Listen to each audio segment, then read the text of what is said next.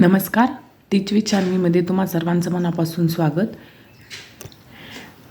मुलांना इंग्लिश बोलायला कसा शिकवायचं किंवा आपल्याला स्वतःला जर इंग्लिश बोलायचं असेल तर त्यासाठी आपण काय प्रयत्न केले पाहिजेत, या सिरीजमध्ये आपण वेगवेगळ्या मॉडल वर्ड्सचा वापर करून वाक्य कशी बनवायची किंवा वाक्यांची रचना कशी बदलते हे पाहिलं. आजच्या व्हिडिओमध्ये आपण पाहणार आहोत वूड लाईकचा यूज तुम्ही कसा करू शकता वाक्य बोलत असताना किंवा वाक्य बनवत असताना. तर सगळ्यात आधी वूड लाईक म्हणजे काय हे माहिती असणं आणि हे जाणून घेणं खूप गरजेचं आहे.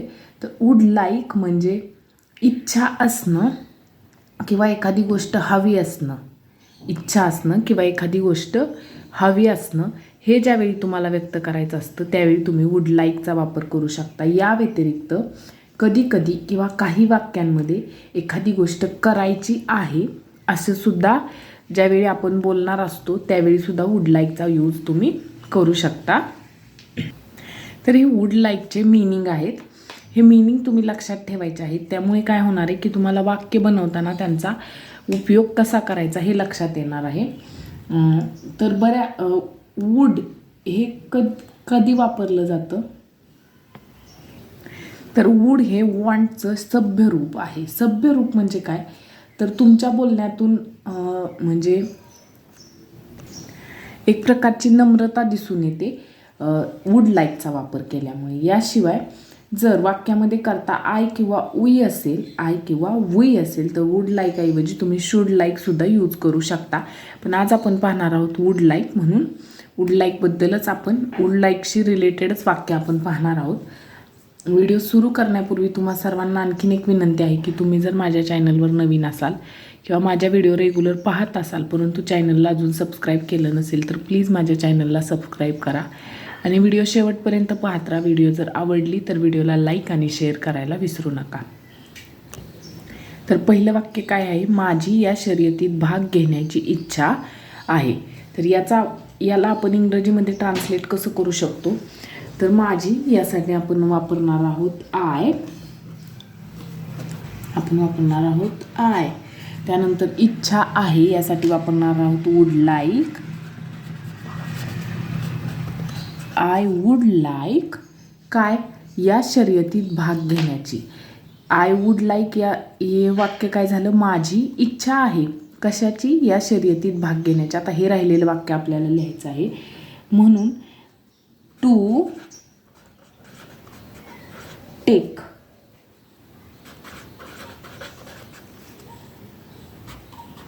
Part in this race.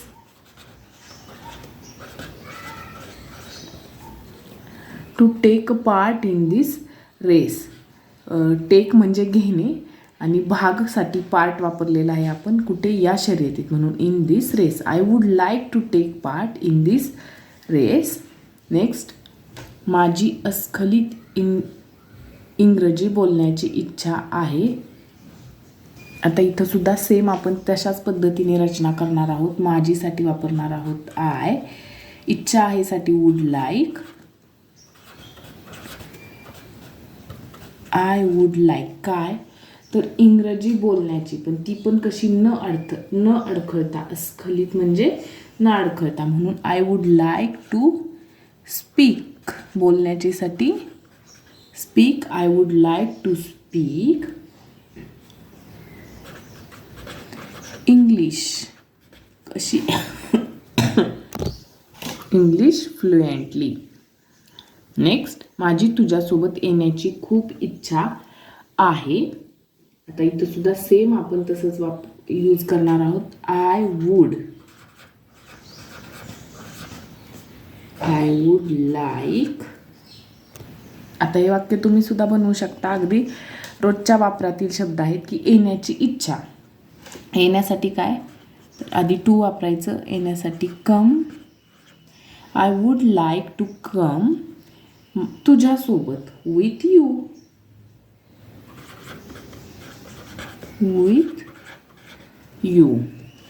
Next, आम्ही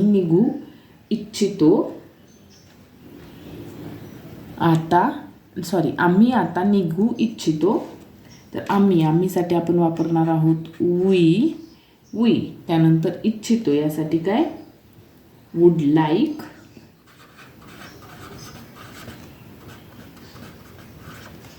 वी वुड लाईक काय निघायचं आहे आता आपल्याला, म्हणून टू लीव नाव.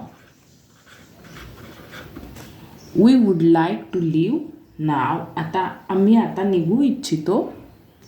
पुढचं वाक्य आहे, पहिल्यांदा मला तुला एक प्रश्न विचारायचा आहे. तर पहिल्यांदा हे आपण आधी लिहून घ्यायचं आहे. म्हणून पहिल्यांदाला काय म्हणतात, फर्स्ट कोमा मलासाठी वापरणार आहोत विचारायचं आहे किंवा एखादी गोष्ट करायची आहे या सुद्धासाठी आपण वुड लाईक वापरतो. हे आपण आधीच पाहिलेलं आहे. म्हणून इथं इच्छा आहे असा जरी शब्द नसला तरी आपण वुड लाईकचा यूज करायचा आहे. म्हणून आय वुड लाईक. आता लाईक नंतर टू वापरायचा आहे नेहमीप्रमाणे. आय वुड लाईक टू काय करायचं आपल्याला, तर विचारायचं आहे. I would like to ask. कोणाला, यू, तुला. म्हणून ask you. First I would like to ask you काय, एक प्रश्न, वन क्वेश्चन.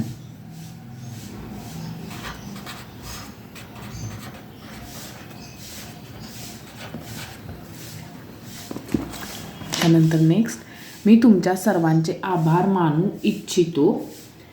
नेहमीप्रमाणे मी साठी आय वुड लाईक टू. आभार मानणे म्हणजे आपण आभार मानणेला इंग्रजीमध्ये काय म्हणतो की थँक्यू. म्हणून थँक हेच आपलं क्रियापद आहे. थँक. तुम्हा सर्वांचे किंवा तुमच्या सर्वांचे म्हणून इथं काय येईल, all of you. I would like to thank you all of you. Next, तुला फिरायला येण्याची इच्छा आहे का. आता हा एक प्रश्नार्थक वाक्य आहे. म्हणून याची रचना कशी बनते ते पहा. तर ज्या पद्धतीने साध्या वाक्यात आपण कर्ता, क्रियापद आणि मग कर्म या पद्धतीने रचना करतो, पण जर प्रश्नार्थी वाक्य असेल आणि जर वाक्य हे का आणि वाक्याचा शेवट होत असेल तर हा वर्बल क्वेश्चन किंवा येस नो टाईप क्वेश्चन असतो. म्हणून याची सुरुवात ही नेहमी एखाद्या सहाय्यकारी क्रियापदानेच होते. आणि इथं सहाय्यकारी क्रियापद इच्छा आहे यावरून आपण वापरणार आहोत वुड. म्हणून सगळ्यात पहिल्यांदा वाक्याची सुरुवात होणार आहे वुडनी. वुड. आता ज्यावेळी आपण सहाय्यकारी क्रियापद वापरतो त्यानंतर आपण वापरत असतो कर्ता.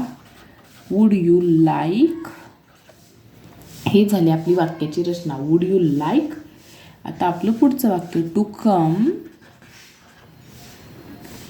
फॉर अ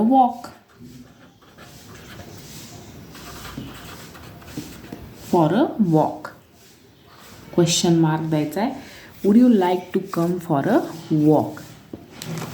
प्रश्न असल्यामुळे याची रचना आपण थोडी बदललेली आहे. यानंतर आहे नेक्स्ट, मला खिडकीची सीट हवी आहे. आय वुड लाईक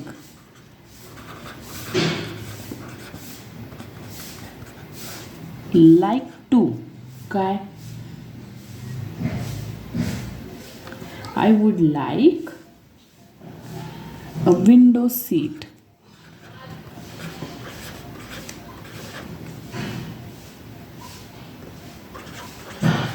आता या वाक्यात आपण टू का वापरलेलं नाही, कारण ही एक रिक्वेस्ट आहे. ही फक्त इच्छा नाही आहे, तर ही एक रिक्वेस्ट पण आहे की मला खिडकीजवळची सीट हवी आहे. म्हणून कंसात इथं तुम्ही प्लीज किंवा I would like a window seat please या पद्धतीने हे वाक्य बोलू शकता. नेक्स्ट, तुला रसात बर्फ हवाय का. आता पुन्हा एकदा प्रश्न, म्हणून प्रश्नाची सुरुवात होणार वुडने. वुड यू लाईक या पद्धतीनेच रचना करायची आहे. वुड यू लाईक त्या पद्धतीनेच इथं सुद्धा वुड यू लाईक काय, ice in your juice.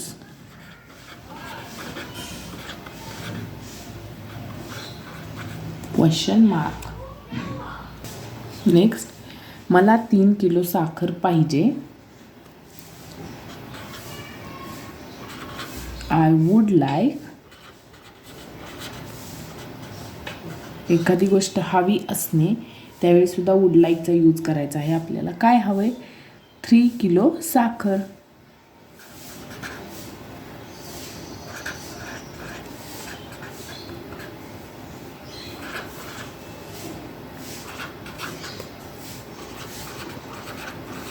Three kilos of sugar. त्यानंतर नेक्स्ट, कोणाला आणखी थोडं आईस्क्रीम हवं आहे का? पुन्हा एकदा प्रश्न आलेला आहे म्हणून वूड. पण आता इथं करता काय आहे? कोणाला, म्हणून आपण वापरणार आहोत एनीवन. वूड एनीवन लाईक थोडं आईस्क्रीम, म्हणून सम मोर ice cream.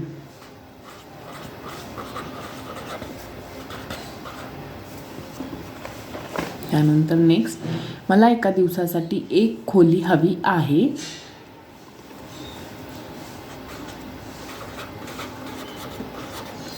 I would like a room. मला एक रूम हवी आहे. किती दिवसांसाठी? तर एका दिवसासाठी, म्हणून for a day. For a day ही सुद्धा एक रिक्वेस्ट आहे, म्हणून प्लीज. आपल्याला काय हवंय साहेब? आपल्याला काय हवंय साहेब? What would you. आता काय ने हा प्रश्न चालू झालेला आहे, म्हणून पहिल्यांदा WH शब्द येणार. तर कधी WH शब्द वापरायचा आणि कधी सहाय्यकारी क्रियापदाने प्रश्न चालू करायचा, त्याची एक व्हिडिओ मी टाकलेली आहे चॅनलवर. तुम्ही ती व्हिडिओ पाहू शकता, जेणेकरून तुमच्याही लक्षात यायला मदत होईल. व्हॉट, आता सहाय्यकारी क्रियापद वूड, आणि आपल्याला साठी आपण वापरणार आहोत you. What would you like. साहेबसाठी sir. What would you like sir. Next, आपण थोडा चहा घ्याल का? आपण थोडा चहा घ्याल का. आता हा पण प्रश्न आहे, पण ह्याच्या शेवटी का आलेला आहे, म्हणून याची सुरुवात सहाय्यकारी क्रियापदाने, म्हणून होणार वूड. Wood you like. आपण साठी यू वापरलेला आहे आपण. Would you like some tea.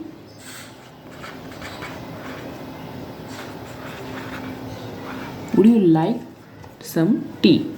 या पद्धतीने तुम्ही प्रश्न बनवू शकता. आता यामध्ये आणखीन एक गोष्ट आहे, ती म्हणजे तुम्हाला वाटतं की इथं करता आपण किंवा आपल्याला असं लिहिलेलं आहे. आपण यासाठी वी शब्द वापरतो, पण इथं मी ज्यावेळी प्रश्न तयार करते त्यावेळी मी इथं यू वापरते. तर तुम्हाला जर कन्फ्युजन होत असेल तर इथं ज्यावेळी आपल्याला किंवा आपण असं मी लिहिलेलं आहे मराठीतून, पण इंग्रजीमध्ये त्याचं ट्रान्सलेशन करताना वी न वापरता यू वापरलेलं आहे. त्याचं रिझन हे आहे की आपण समोरच्याला रिस्पेक्टफुली बोललेलं आहे. म्हणजे जसं की आपण फोनवरून समोरच्या एखाद्या अननोन नंबरवरून फोन आला तर आपण त्यांना विचारतो की आपण कोण बोलताय. त्यावेळी आपण ह्या शब्दाचा अर्थ तू आणि मी किंवा तुम्ही आणि मी असा नसतो, तर फक्त तुम्ही असाच असतो. तर वाक्याच्या अर्थानुसार आपण ह्या शब्दाचा अर्थ घ्यायचा आहे. म्हणजे इथं आपण थोडा चहा घ्याल का, यावेळी आपण त्यांना तुम्ही थोडा चहा घ्याल का असंच विचारणार आहोत. परंतु रिस्पेक्टफुली, म्हणजे मी तुम्हाला सुरुवातीलाच सांगितलं की वूड लाईक हे अतिसभ्य रूप, ज्यावेळी तुम्हाला अतिसभ्यपणा दाखवायचा असतो तुमच्या वाक्यातून, सभ्यपणा नम्रता तुमच्या वाक्यात दाखवायची असते जास्तीत जास्त प्रमाणात, त्यावेळी तुम्ही वापरता. म्हणून ज्यावेळी तुम्ही आपण इथं जरी आपणसाठी आपण वी वापरणार आहोत तरी आपण इथं याचा अर्थ फक्त तुम्हीच आहे, म्हणून आपण इथं यू वापरलेला आहे. तर नक्कीच तुमच्या लक्षात आलं असेल की कधी यू वापरायचं आणि कधी वी वापरायचं. आणि तुम्हाला जर हा व्हिडिओ आवडला असेल तर व्हिडिओला लाईक करा, शेअर करा आणि चॅनलला सबस्क्राईब नक्की करा. धन्यवाद.